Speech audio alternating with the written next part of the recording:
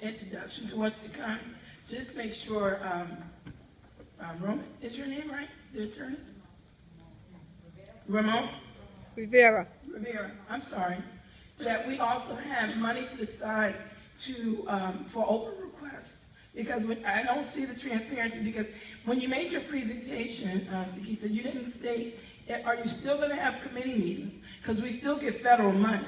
And under the Open Sunshine Law, we can sit in that room when you're discussing how you're spending the money. So I don't know, with your presentation, it didn't address that. Also, item number 6.01, before you start talking about making plans for transitioning out, no one has yet to talk about our priority schools and our focus schools. Then you look at the agenda 7.6, once again, downtown number 5 school. You know it. Because I'm mayor secretary, kid goes to that school. You know it. They got another $28,000 for outside consultants to come in from New York. Now, I know in the past, because I've always been asking for professional development, that we handled a lot of that in-house.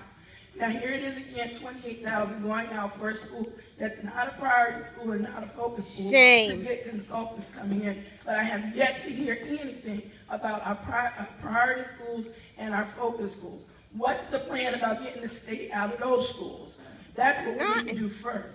Second of all, also, since I got to put everything into this 5 minutes, we got a charter school that's opening up that didn't even have a 501(c)(3). They just had their first meeting last night to put that in place. We have yet to get a report from this district how much money is coming out for these charter schools that keep popping up overnight on us.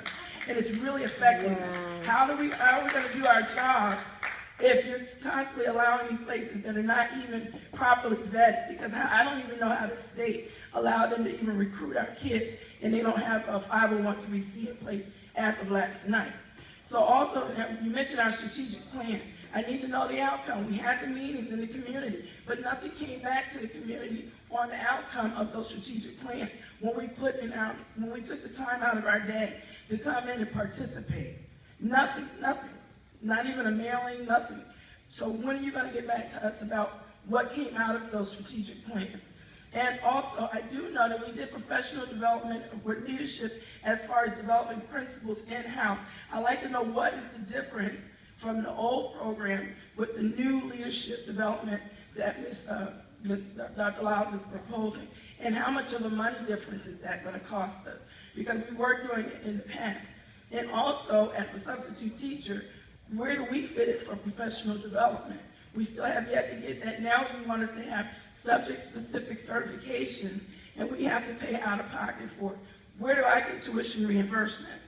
I like to know, because when I go to source for teachers, they tell me they got to adhere only to the contract that you awarded them, to only paying me $100 a day. But where does my professional development come in? And we also need we got new programs. Ms. Roman, I'm so glad to hear that you're still on that committee in reference to the persons program that we're using in the different schools.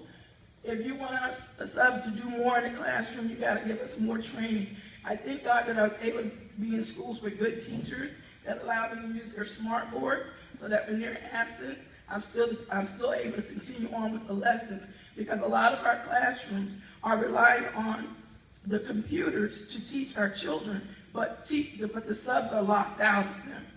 Okay, so something has to give here. You keep saying, well, where do we get, as far as the community, get the opportunity for this input if you're streamlining the committee? The committees was where we came in. I came faithfully. Trust and believe me. I was one of those parents that fought to even get the committees recorded so that the rest of the community knew what was going on in those committees. That's where we were able to get down to the nitty-gritty and actually do something about it for our children in those classrooms.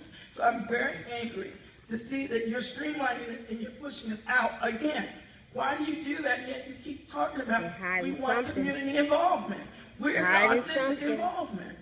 That's not real. And you're setting us up for litigation that we don't have money for. We just don't have it. We really don't.